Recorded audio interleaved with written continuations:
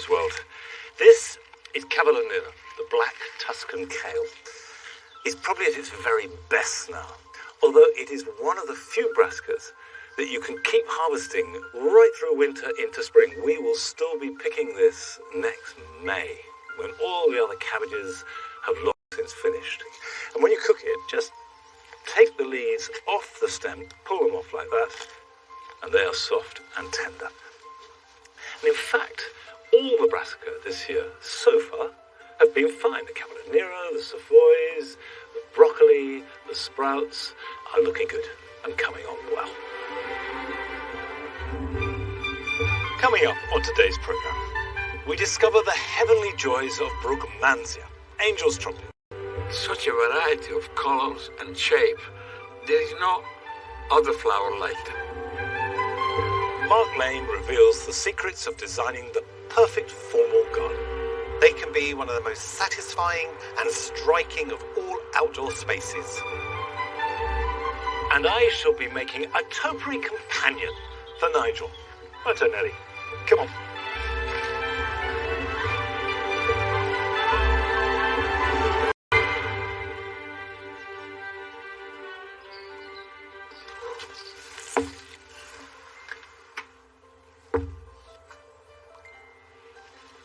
These are a selection of plants that I've brought out from the house because we do have quite a few house plants. And of course, house plants have become dead trendy.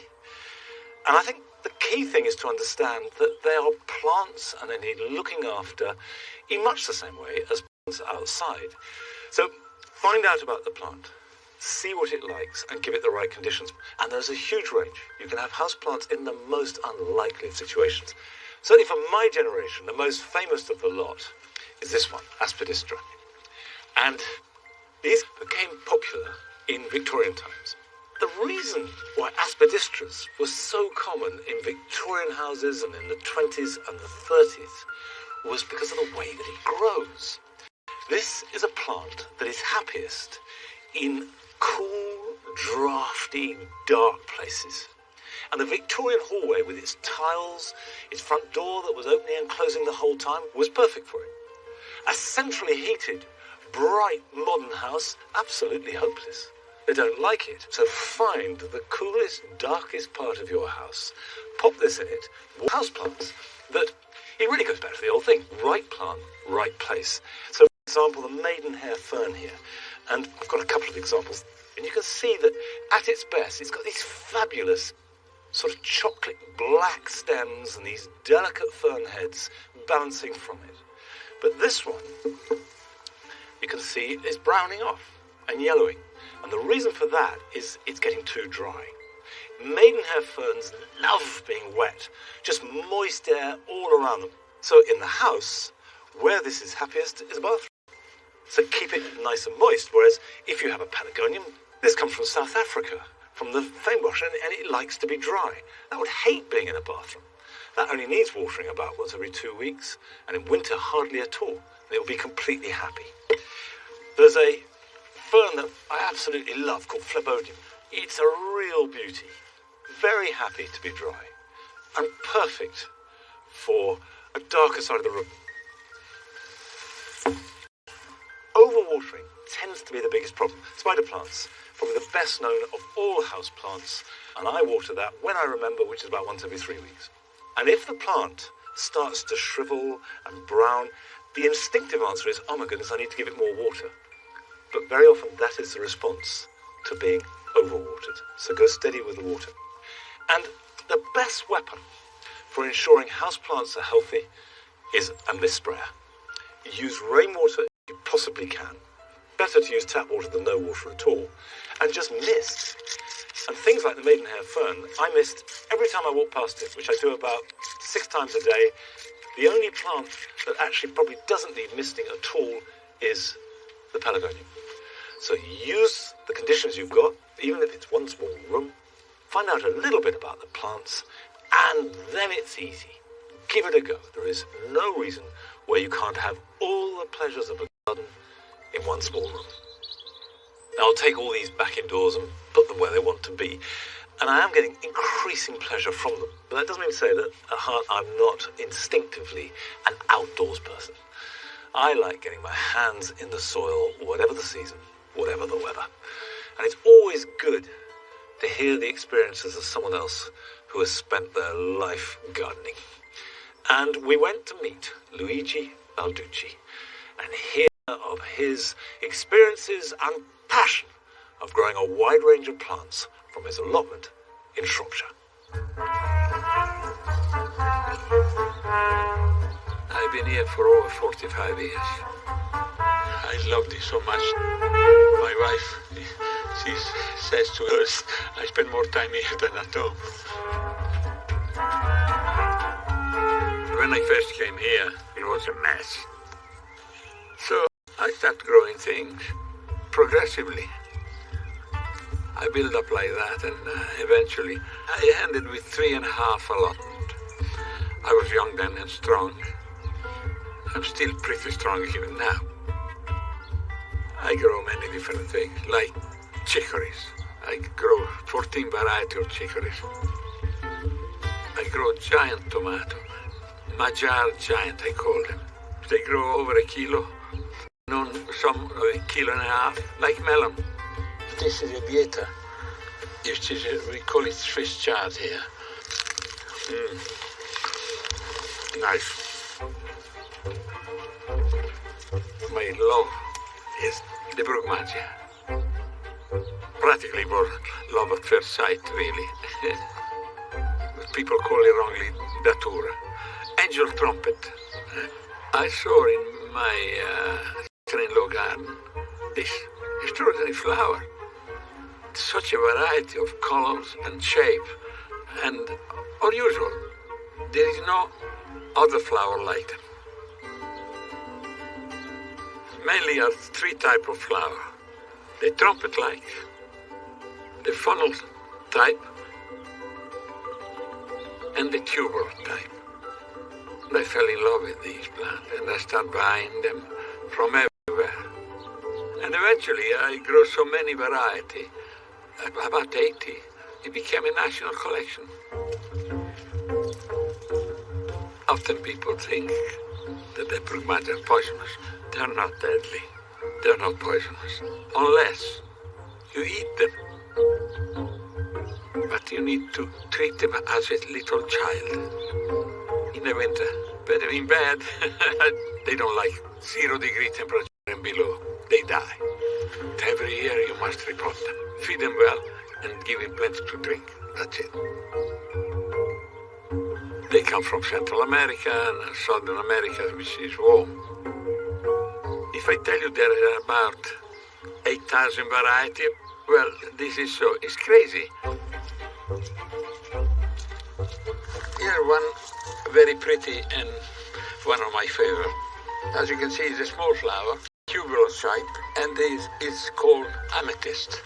And this is it, I love it. This is a variegated variety because the leaves are all variegated, you can see. It's called sunset. Very pretty. It's the true variety, wild variety, which is arborea. The Brugmansia is woody. It's a tree, in fact. They can grow up to a meter. You can prune them heavily. Look at that. I pruned them to that last year. All this is this year growth. So there you are.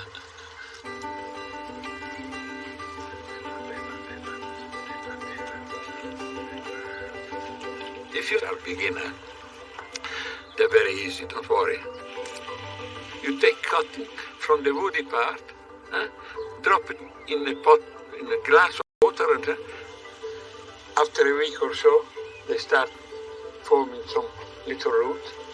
Then you pot them, and that's it. With all this fantastic collection, so people say, I decided one day to present them at the flower show in Shrewsbury. And we won silver. Oh, that encouraged us. I said, well, next year what shall we do? Shall we create a garden? And we won gold and the cup. That was the start of something that really stimulate me, really my imagination and everything. And we won 7 gold medals, 7 years in a row, and 1 in Tatton, which I was very, very proud. But you see, the great advantage is that nobody had Brugmansia. I only had Brugmansia, so see, the secret is that, to be the only one. You want to be happy for life, create a garden.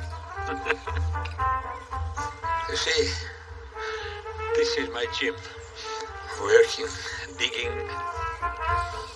And when I go on my knee to weed, then is my church, you see.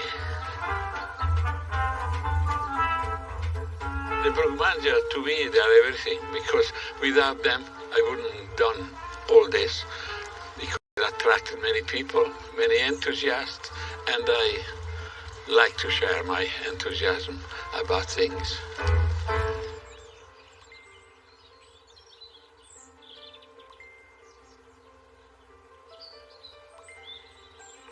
What a lovely man. And it does explain something which I'd wondered for ages. I love the expression that Brugmansia are like children. They need changing off. I used to grow Brugmansia, and we had them. They were big and they flowered well, and it was one of those things I took for granted, and then they stopped flowering. And of course, poor things were hungry. I should have potted them on, given them more.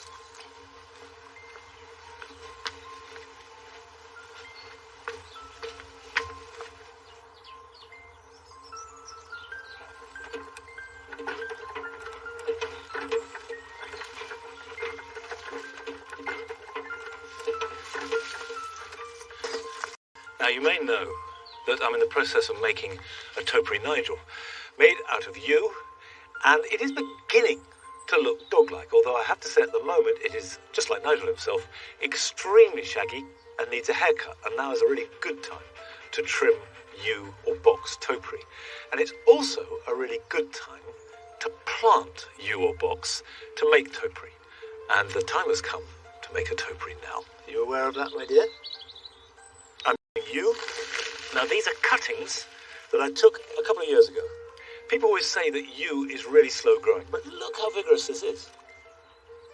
These are very healthy young plants, but I do need to prepare the ground. The first thing to do is to dig it over and break it up, and then I'm just going to sprinkle some grit on it.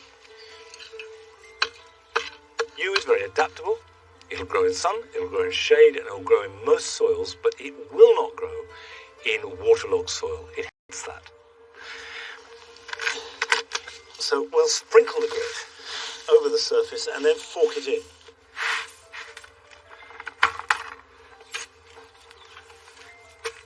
When you're adding grit, don't add it to the planting hole and then just sit the plant on top of it, because that will create a sump, and actually the roots will sit in water. It'll make it wetter. So what I thought we'd do is plant a cutting for each of the legs, and then another one in the chest body area, because that's where we're going to have most bulk. And when you're choosing material, you need to think about the ultimate shape. So if you're making a topiary cone, for example, you need a nice straight leader. Well, in this case, we don't need a tall leader, but we do need to be able to bend plants. So if we put this one in here, like that, because I've got lots of flexible growth, I could train that up. I could train it up. I could even train it to grow like that if I wanted to. The one thing to remember when you're training any plant, but particularly something like topiary, which is long-term, is that the inclination of the plant is always to grow vertical. You get maximum growth upwards. So if you train it sideways, the horizontal growth will be very slow indeed, and then you'll get lots of shoots coming up. So I'll put that into place. I like this one here. Come on, how'd you come? How about that for a root system? I'm so pleased with these cuttings. If I pop, and that's your other leg, and that will come up there. Now the back legs.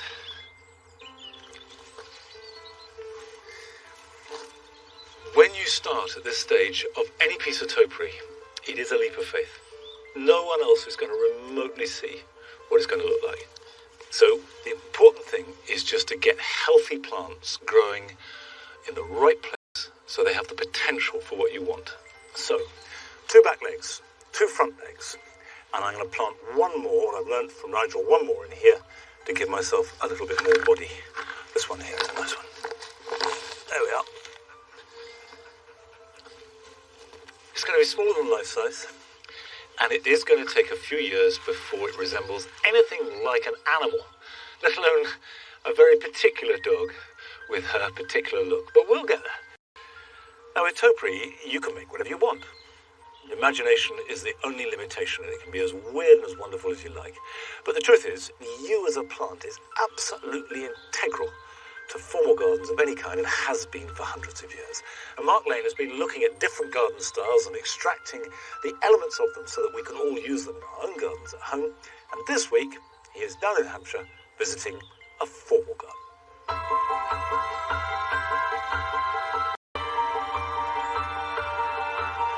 For me, formal gardens bring all the elements of a garden design together, such as balance, rhythm, line and focal points. I've come to a garden in Hampshire where garden designer Adam Vetteray has created a stunning formal space. Adam, here we are in this beautiful, stunning potager part of your garden. Obviously, a potager is a very formal way of growing vegetables. Absolutely. Why do you love a formal garden, Adam? I love the structure of a formal garden. I love the balance. My father is Italian. We travelled to Italy on holidays. Yeah. Spent a lot of time in Italian gardens. The formality, the control, really. Yes. I really like that. A formal garden, to me, it has to have symmetry. It can be straight lines, as we've got here, but it also can be flowing. You can have a very formal garden that can be very curvy. It depends how you want to use the planting in that design. And if there was one plant that sums up a formal garden, what would it be? For me, it's the Filaria latifolia. And why is that? It's a wonderful plant, dark green leaves. If you look at the leaves, they've got very serrated edges as well. The structure that you can create with a Filaria, the wonderful gnarled trunk, nice shiny leaves, just wonderful.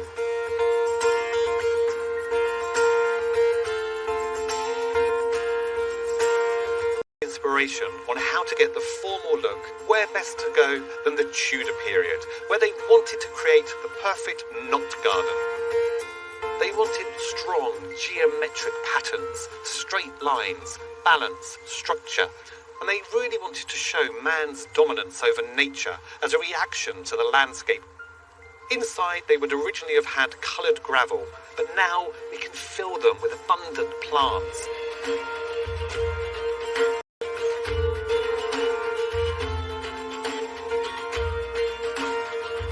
The contemporary architecture of the building here really lends itself to the formal design. There's this really strong central line that comes all the way down this lovely slate staircase.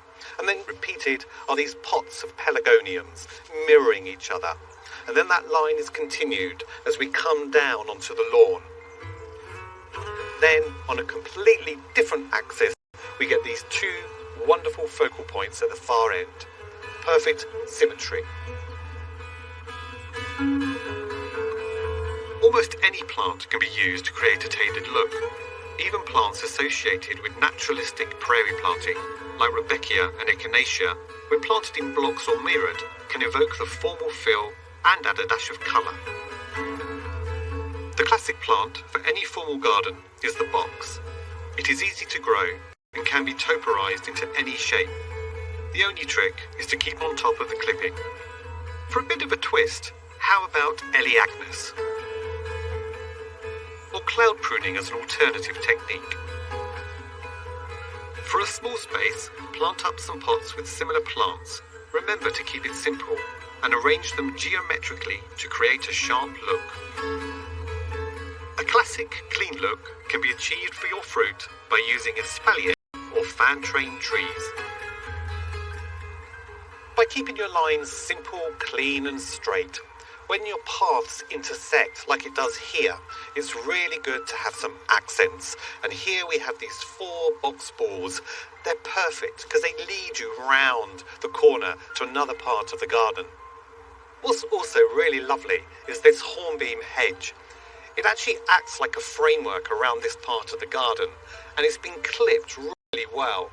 It's got a great height to it, but what it also does is that it makes this garden a separate space, so it actually makes the whole garden feel a lot bigger. Formal gardens can be a challenge to get right, with meticulous care and maintenance. Yet with confidence, they can be one of the most satisfying and striking of all. I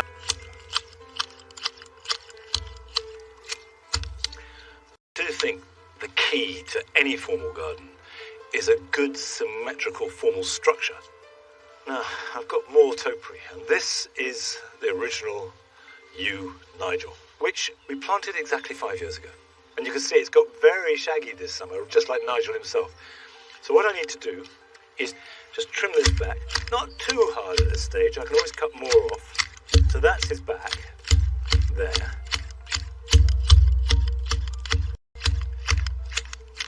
And the sides here we want to curve round a little bit.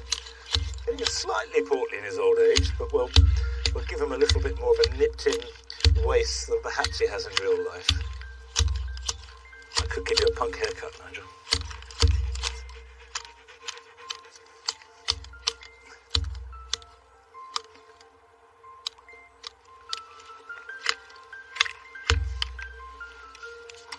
There's still a bit of finishing to do, but at least Nigel is beginning to appear through the fuzz of excess growth. Now, still to come, Adam returns to Leicestershire to finish off the garden that he's been creating and designing from scratch for Amit and Vibhuti.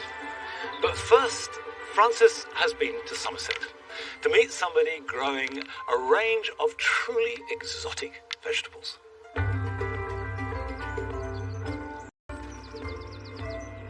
I think you'll agree that not every summer here in the UK is as scorching as the one we've just had.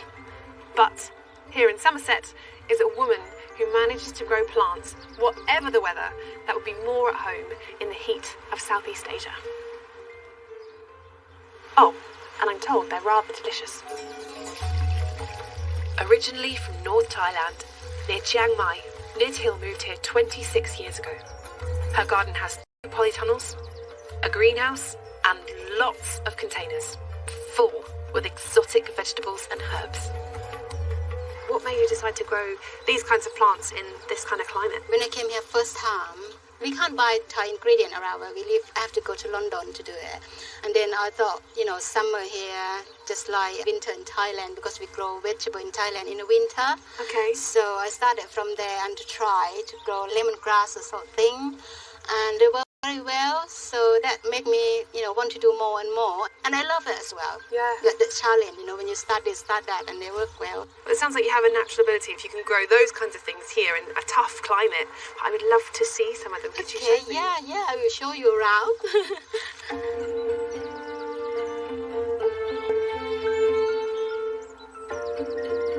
So tell me what you have growing here. Do you know that Kafilam leaf? Yes, Yeah. I've tried to get hold of this.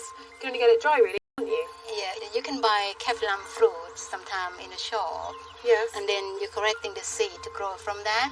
Okay, straight from the fruit. Yeah, the Okay. seed, collecting the seed. And then if you want to grow again, you just cut the stem and you just put in a pot compost and they're growing So again. they take well from cuttings quite easily. Yeah. Now, we can't ignore this. What is this? Snake gourd, long snake gourd. And what do they taste like? Tastes close to koji's. Okay. But it's not the same. It feels soft, doesn't it? So it's not like a lot of gourds. Yeah. When you cook it, quite a lot of water. Okay. Quite a lot Okay. of water. I've got seed inside now. And quite a big meal. Yeah. That one snake for what? For 4 people? Yeah, you think four hungry people. That is amazing, isn't it? And this one is Loofah. a loofah. I thought so. Oh, Okay. Smoked loofah. Yeah, smoked loofah. So you're not cooking with this. You're using it. You are cooking We with it. eating. You Yeah. eat the loofah Yeah. because I only know it as something that you grow and you dry, Yeah. and then you use it to wash with. We like to cook in stir fries, Okay. curries, or boil and dip with chili sauce. Nice. That's amazing, isn't it? Yeah.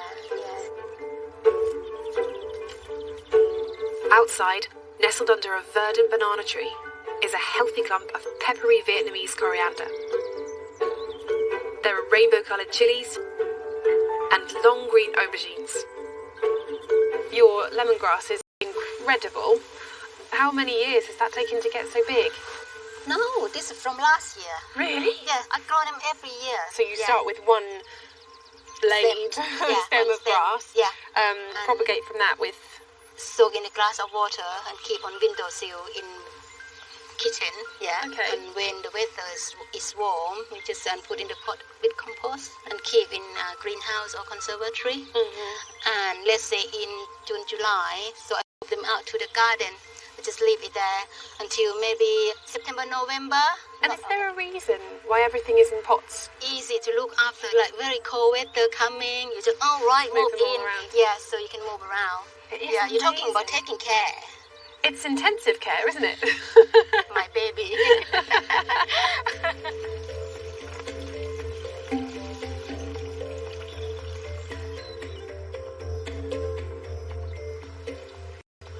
Wow. This is a jungle. This is amazing. Yes, Thai jungle. Yeah. Look at your aubergines. They are incredible. I know, many different aubergine. How do you grow them so that they're so perfect? Right, we start from a little bit wider for them. Yeah. For the plant have the room, the air growing. Yes, I mean, I think people are often tempted, especially in a small space, to cram it. Yeah. But actually, you have so many fruits on each one, and you haven't crammed it. It's very neat. Yeah.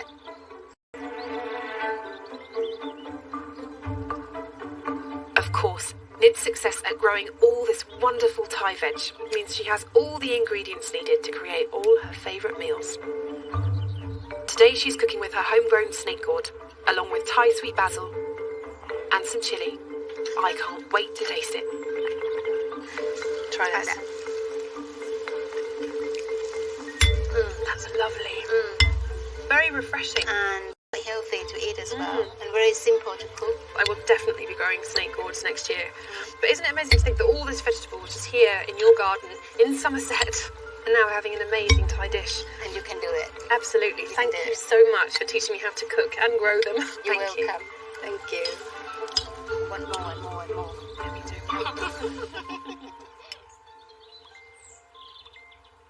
Here in this greenhouse, I confess I've got nothing exotic growing. But I'm very happy. In fact, more, I'm really delighted with the way that these grapes are growing. Look, this is the grapevine, black Hamburg grape, and I've made a real point this year of pruning hard. And so far, that is a complete success story. I can't say the same about my tomatoes, but I know I'm not alone in this. I've talked to a lot of people who've had problems with tomatoes, and that might seem counterintuitive on a year like this. You'd think tomatoes would love it, but there have been really three problems that people have mentioned again and again. The first is blossom end rot. This is a perfect example. If I pick this and show you what looks like a perfectly good tomato, then when you look at the bottom, it's collapsed and turned brown. It's like a sort of callus. And this year, when we've had extreme heat, the poor plant has not really had a consistent water supply. And the one thing that tomatoes like is consistency, regular temperature, regular water, and that is a very common reaction.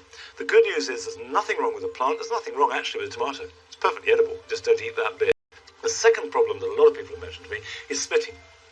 We have fruits that seem to be fine, but the skins are split, and that's because they're overwatered. It's as simple as that. They just swollen and burst. And the third problem, which I've got here very markedly, is an awful lot of green fruit that are not ripening, or at least are ripening very slowly. And that is a result of the heat. Tomatoes actually ripen best at between about 24 to 30 degrees centigrade. And we've day after day, if not week after week, above 30, particularly in a greenhouse. And that inhibits ripening. Having said that, the tomatoes that have ripened, I think, have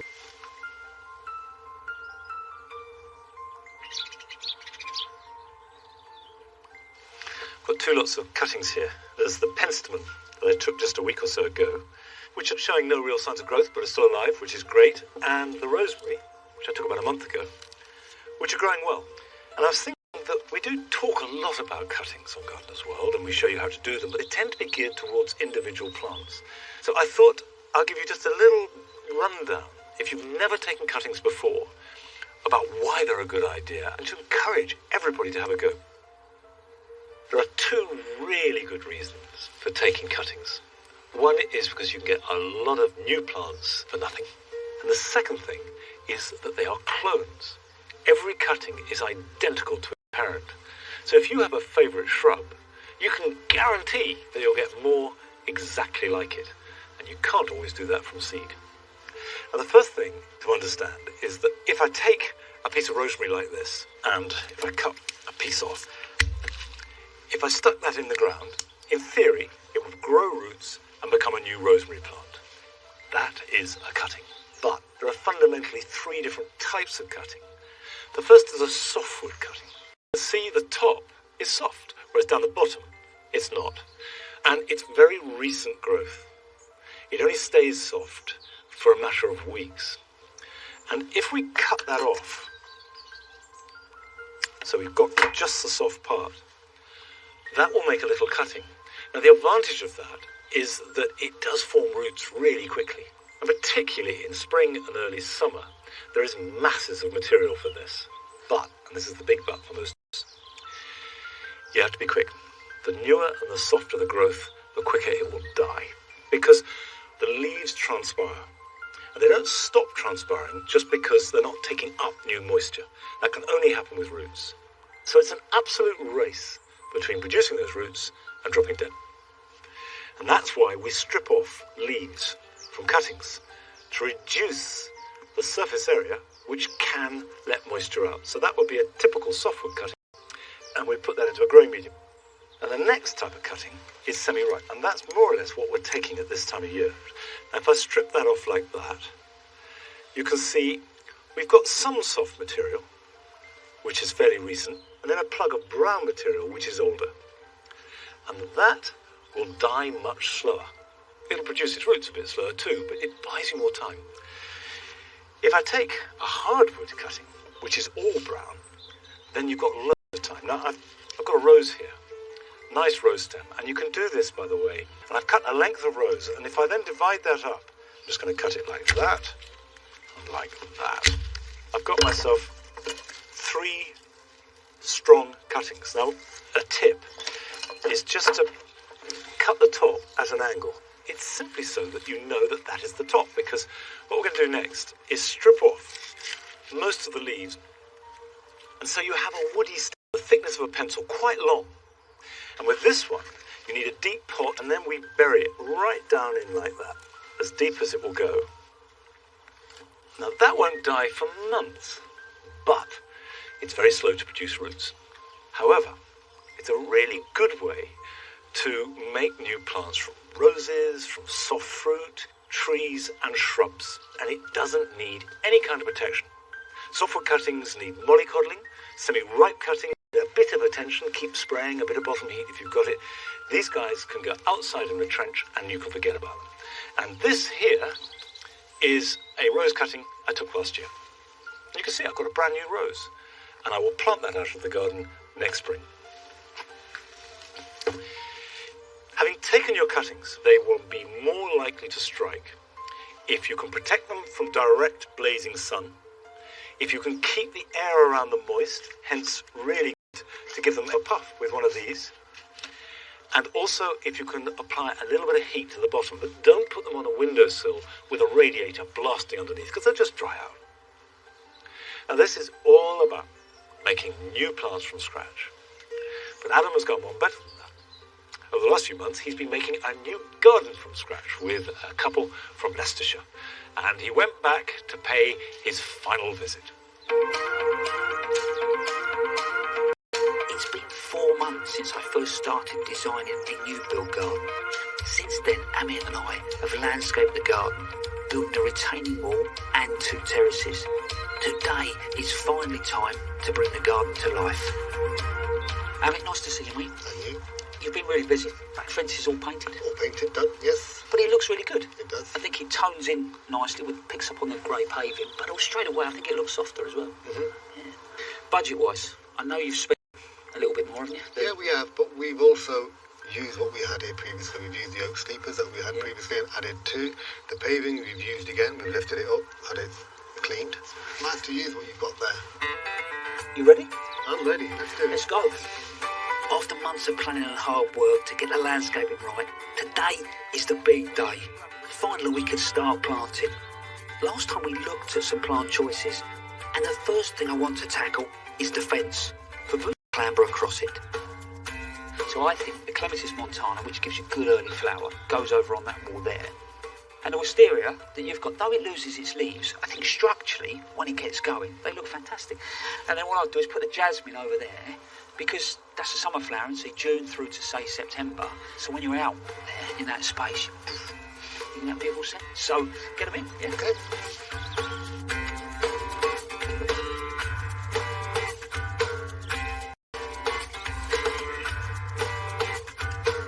I think when it comes to clematis, it's a plant that a lot of people worry about. But this montana's quite easy. As you're planting them, I always make sure that I dig a really sort of deep hole, a good sort of 50 mil, a couple of inches lower than the top of the pot. So really bury the root down. It loves to be roots in the cool and heads in the sun. Next thing here, some mycorrhizal fungi. For me, especially on a new site, is important. Sprinkle that over the roots and then that falls into the hole. This Clematis montana may look a little bit lost at the moment, but left to its own devices, it will soon rampage up over the fence and give a wonderful display all through the spring.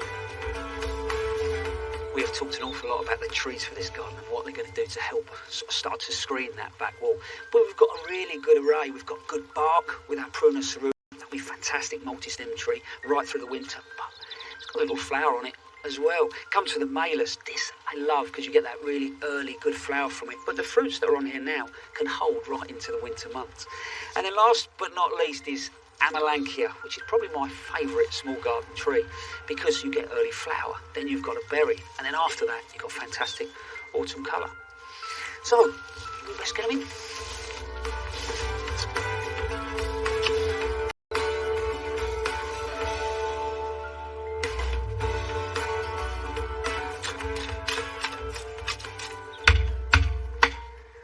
When it comes to staking, most important things really to know is difference in the winter when we've got bare root trees and you sort of have an open hole and you can work the stake down between the roots, that's fine. But something like this that's container grown, I don't want to just smash it straight through the roots. So I've gone across more or less sort of 45 degrees and then we just get the tie off. Like that. We just trim that off with a pair of secateurs. But what you've got to do is make sure that that block sits between the tree and the stake because you do not want these two rubbing together. All we've got to do just trim the stake off. So there you go. And now to the shrubs, which will provide the next layer of structure. The Bittersporum works well against the fence, and the Rosa glauca not only has lovely flowers, but gorgeous hips too. You know, now we can sort of add the herbaceous plants, which are perennials, going to give you a nice bit of flower right through the year. So these, with the anemones, work those round just between the rosemary and the rose. Just take a couple round there, and then I'll work one over here as well. So instead of just putting the whole lot in one block, it's just a little bit of sort of rhythm and movement through. So a couple up there and then one down here just gives a lovely sort of sense of movement through the garden.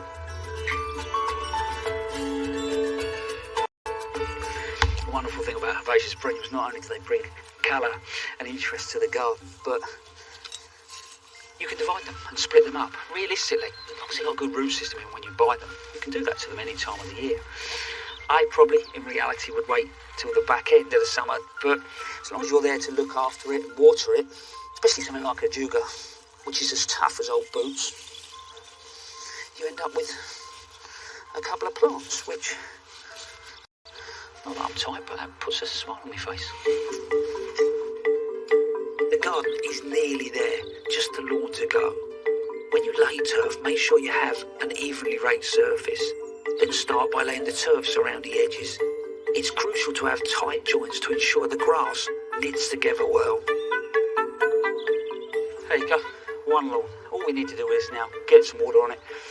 It will root this time of year quite quickly, so a couple of weeks, and then stay off it as long as you can. It may be a new garden, but over the years the trees will grow and mature, not only creating a great canopy, but providing blossom and bark for year-round interest. They will also help attract wildlife into the garden, which is something that Amit is really keen to do. The shrubs will fill out and provide the borders with structure and shape. We're planting perennials which will add punches of colour year after year. And the centrepiece, a perfect patch of lawn for baby Yash to play on safely. What do we think? Fantastic. Pleased? Oh, definitely, yeah. What a difference a few months make. Balducci and Amit now have a large patio complete with dining area to entertain friends and family. Barbecue. We've never had a barbecue. Not here, not here. It's about time, I think. We've not had a garden until now. There's a small patio at the back of the garden, a perfect place to catch the last rays of the evening sun. I think you guys, small table, just enjoying tea would be Definitely. lovely, wouldn't He it? can come out here and make his mess here instead of inside the house. This is the beginning of their gardening adventure. The rest will be up to them, but I'm really pleased.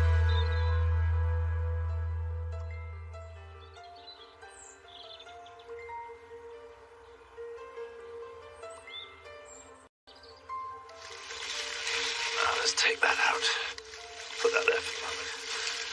I do think that after all the busyness of the landscaping and getting in dramatic permanent planting, the next stage of the garden, where you start to infill and people give you plants, or maybe you divide plants after a year or two, that's the real pleasure of gardening. It becomes personal.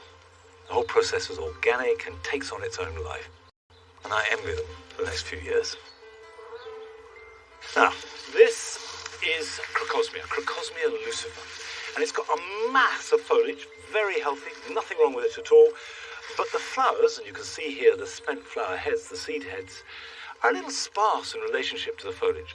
It's not flowering as vigorously as it certainly was, and as it could do, if I divide it.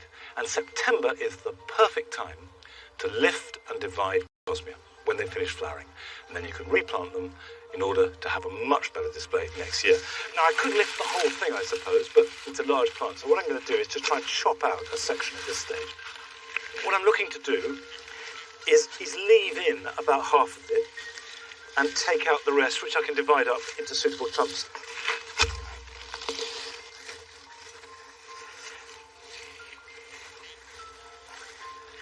There we go.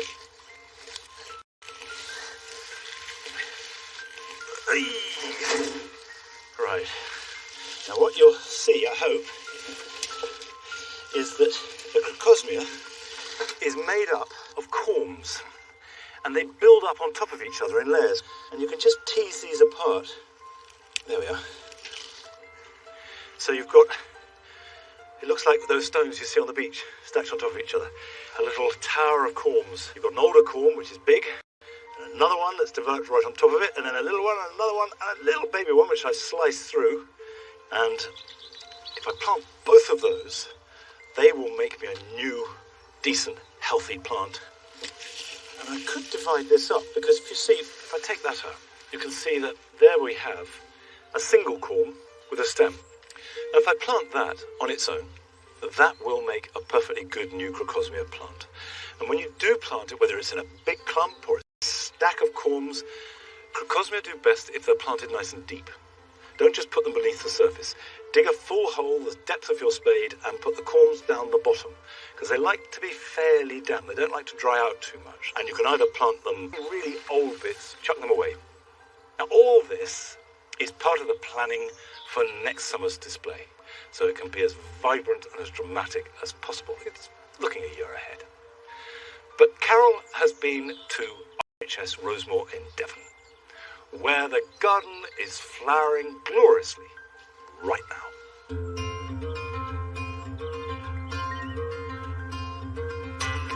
As summer draws to its conclusion, there's a whole range of plants that are just raring to go. Plants that will provide brilliant colour for months on end. But probably the brightest star in the garden is the Rudbeckia.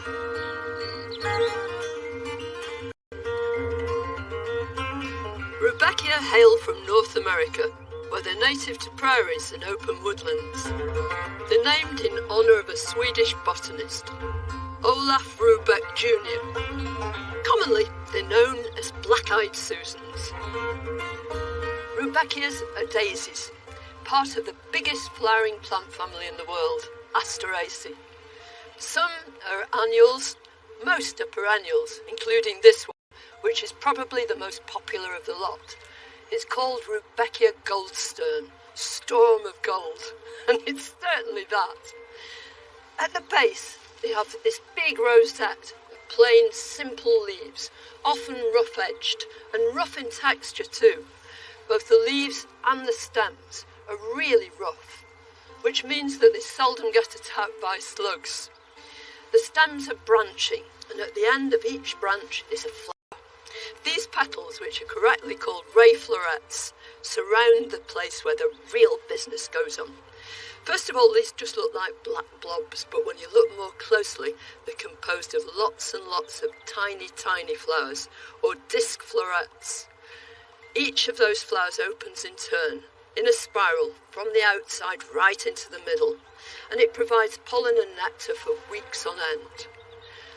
Once they're pollinated and the petals begin to fall, they'll leave behind them beautiful seed heads, which are attractive to birds. They can feed on them, and you can leave them right the way through the winter. They look terrific. This is Rudbeckia fulgida variety Demii.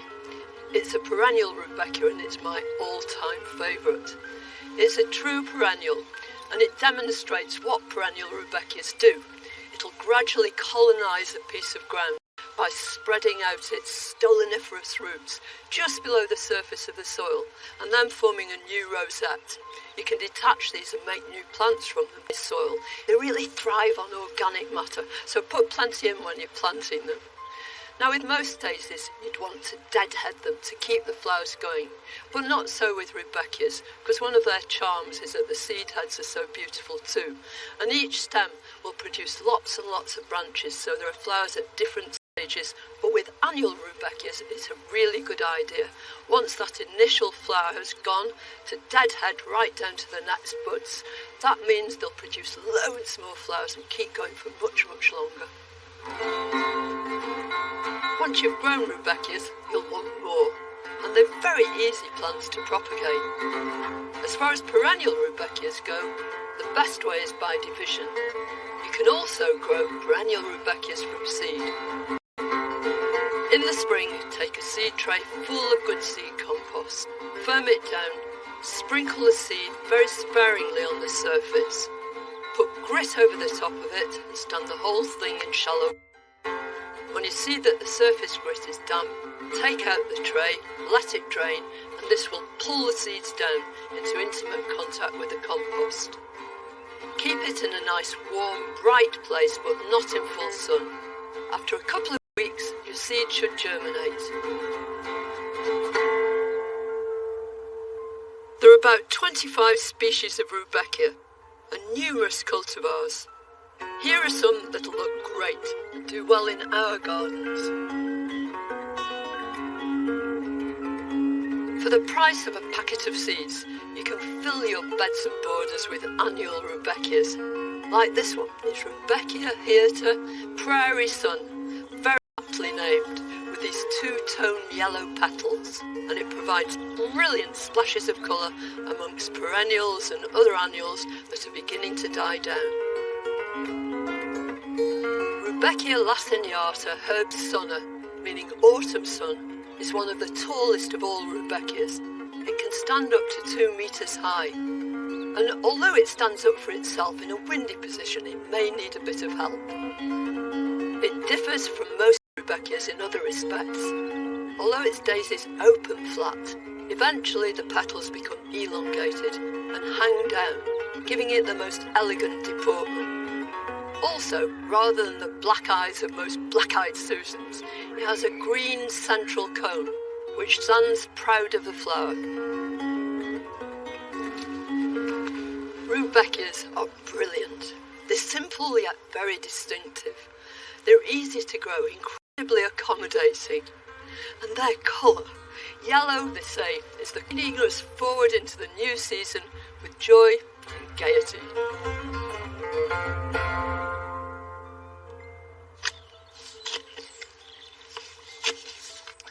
Although I love the exuberance of really tall Rudbeckias and the brilliance of that yellow, I've never really understood why people get sniffy about yellow. It's wonderful to have in the borders.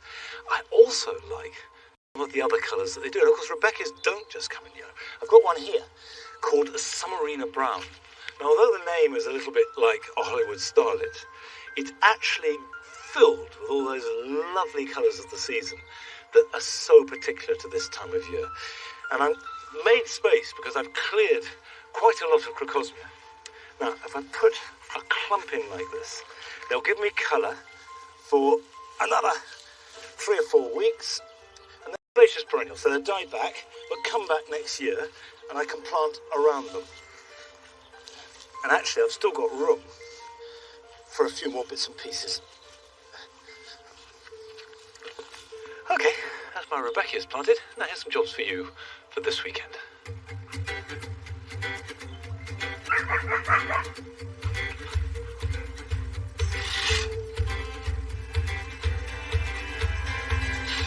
Right across the country, grass took a battering from the hot, dry summer.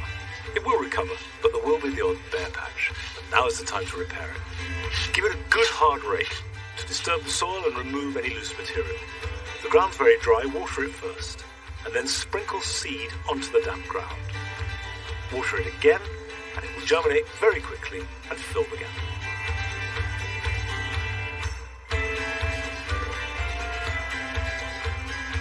Now is a good time to sow hardy annuals like these Nigella.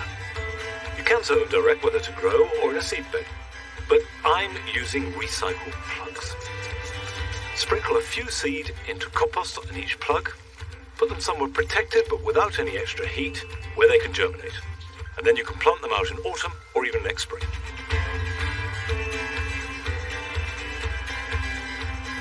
When your agapanthus have finished flowering, cut the seed heads off. Do this by cutting the flower stalks right at the base. And this will mean that the plant will put all its energy into the roots for next year's flowers rather than into the developing seeds.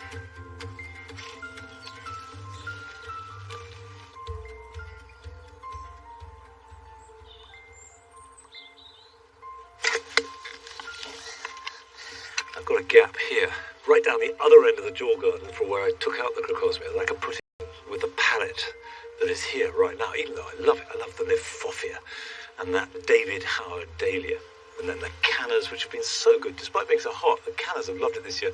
I'm thinking of next July, when the Crocosmia will be at its most dramatic.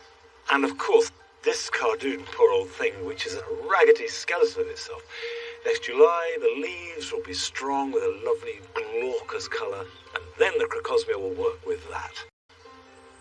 And I really enjoy the way that at this stage of the year, you're planning and dreaming of next summer. But I'm afraid there's no more planning and dreaming to be done today, because that's it, we run out of time.